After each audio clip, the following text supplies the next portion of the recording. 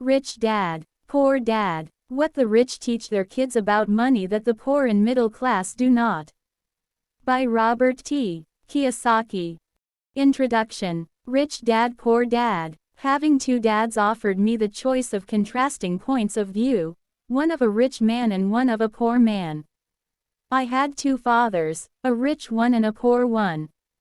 One was highly educated and intelligent. He had a PhD and completed 4 years of undergraduate work in less than 2 years. He then went on to Stanford University, the University of Chicago, and Northwestern University to do his advanced studies, all on full financial scholarships. The other father never finished the 8th grade. Both men were successful in their careers, working hard all their lives.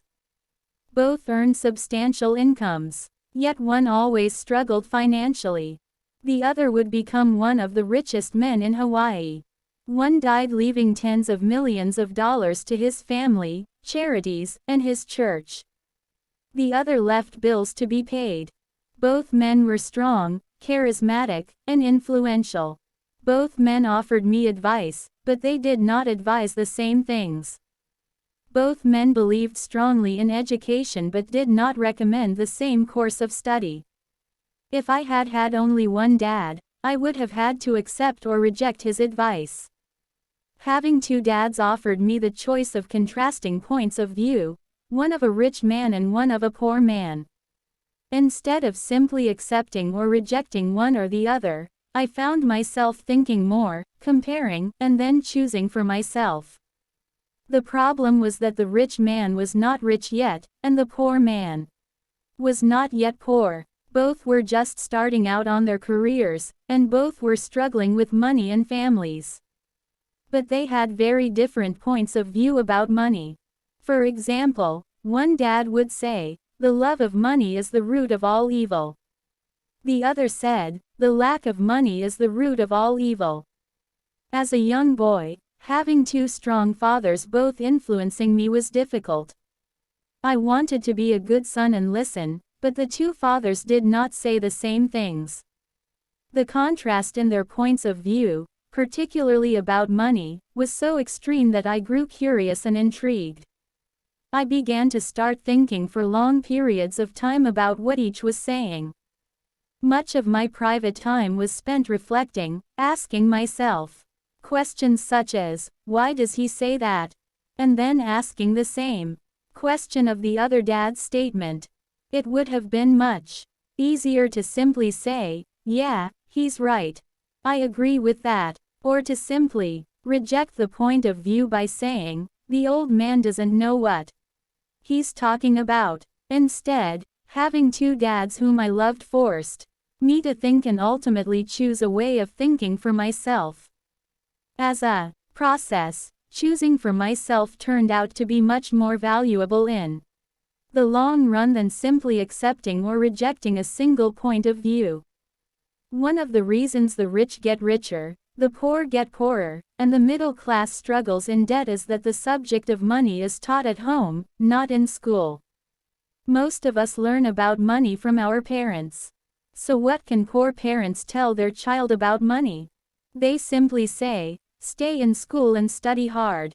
The child may graduate with excellent grades, but with a poor person's financial programming and mindset. Sadly, money is not taught in schools. Schools focus on scholastic and professional skills, but not on financial skills. This explains how smart bankers, doctors, and accountants who earned excellent grades may struggle financially all of their lives. Our staggering national debt is due in large part to highly educated politicians and government officials making financial decisions with little or no training in the subject of money. Today I often wonder what will soon happen when we have millions of people who need financial and medical assistance. They will be dependent upon their families or the government for financial support. What will happen when Medicare and Social Security run out of money? How will a nation survive if teaching children about money continues to be left to parents most of whom will be, or already are, poor? Because I had two influential fathers, I learned from both of them. I had to think about each dad's advice, and in doing so, I gained valuable insight into the power and effect of one's thoughts on one's life. For example, one dad had a habit of saying, "I can't afford it." The other dad forbade those words to be used. He insisted I ask, "How can I afford it?" One is a statement, and the other is a question. One lets you off the hook, and the other forces you to think. My soon-to-be rich dad would explain that by automatically saying the words, "I can't afford it," your brain stops working. By asking the question, "How can I afford it?" your brain is put to work. He did not mean that you should buy everything you want. He was fanatical about exercising your mind, the most powerful computer in the world. He'd say, "My brain gets stronger every day because I exercise it. The stronger it gets, the more money I can make." He believed that automatically saying, "I can't afford it," was a sign of mental laziness. Although both dads worked hard, I noticed that one dad had a habit of putting his brain to sleep when it came to finances, and the other had a habit of exercising his brain. The long-term result was that one dad grew stronger financially, and the other grew weaker. It is not much different from a person who goes to the gym to exercise on a regular basis versus someone who sits on the couch watching television. Proper physical exercise increases your chances for health, and proper mental exercise increases your chances for wealth. My two dads had opposing attitudes, and that affected the way they thought. One dad thought that the rich should pay more in taxes to take care of those less fortunate. The other said, "Taxes punish those who produce and reward those who don't produce." One dad recommended, "Study hard so you can find a good company to work for." The other recommended, "Study hard so you can find a good company to buy." One dad said, "The reason I'm not rich is because I have you kids." The other said, "The reason I must be rich is because I have you kids." One encouraged talking about money and business at the dinner table, while the other forbade the subject of money to be discussed over a meal. One said, "When it comes to money, play it safe. Don't take risks." The other said, "Learn to manage risk." One believed, "Our home is our largest investment and our greatest asset." The other believed, "My house is a liability, and if your house is your largest investment, you're in trouble." Both dads paid their bills on time, yet one paid his bills first while the other paid his bills last. One dad believed in a company or the government taking care of you and your needs. He was always concerned about pay raises, retirement plans, medical benefits, sick leave, vacation days, and other perks.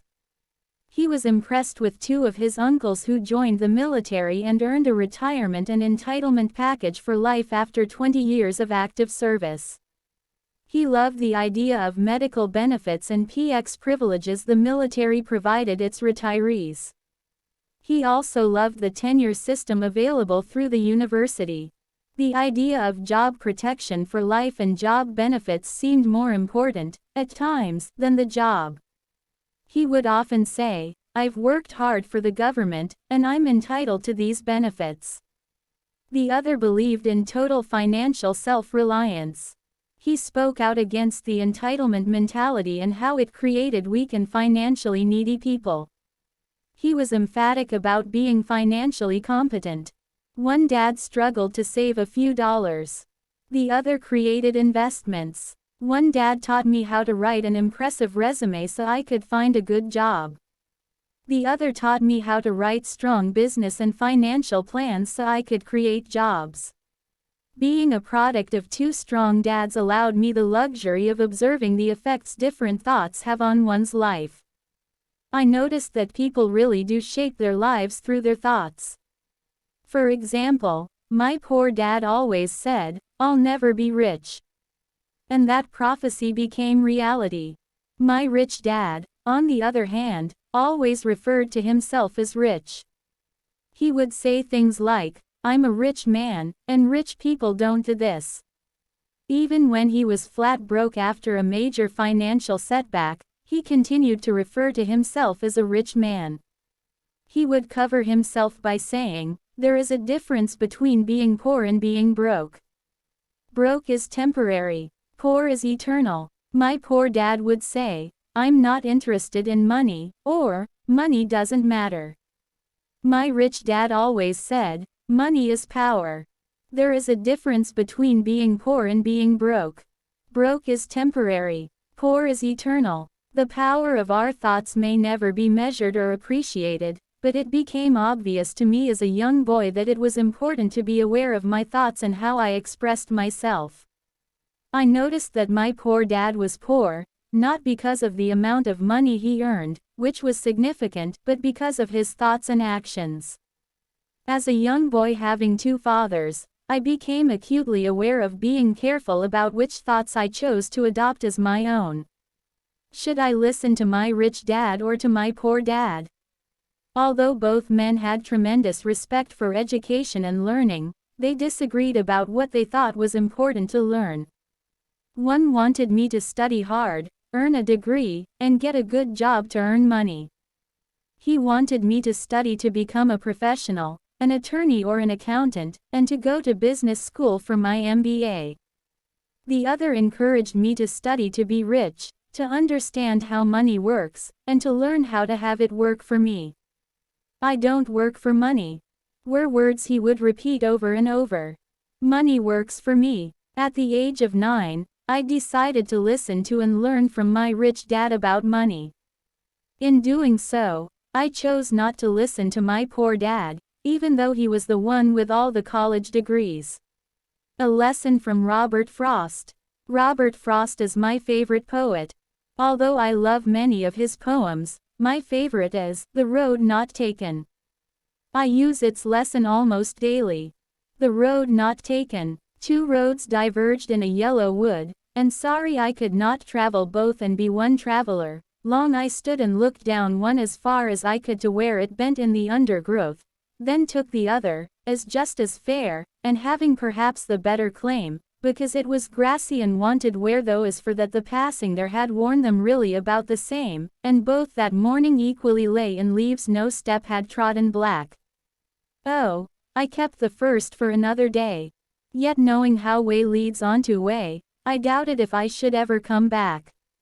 I shall be telling this with a sigh somewhere ages and ages hence. Two roads diverged in a wood, and I took the one less traveled by, and that has made all the difference. And that has made all the difference.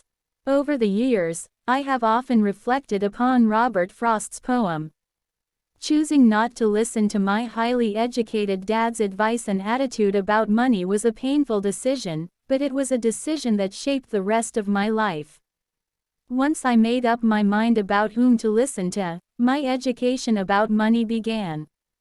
My rich dad taught me over a period of 30 years until I was 39 years old. He stopped once he realized that I knew and fully understood what he had been trying to drum into my often thick skull. Money is one form of power.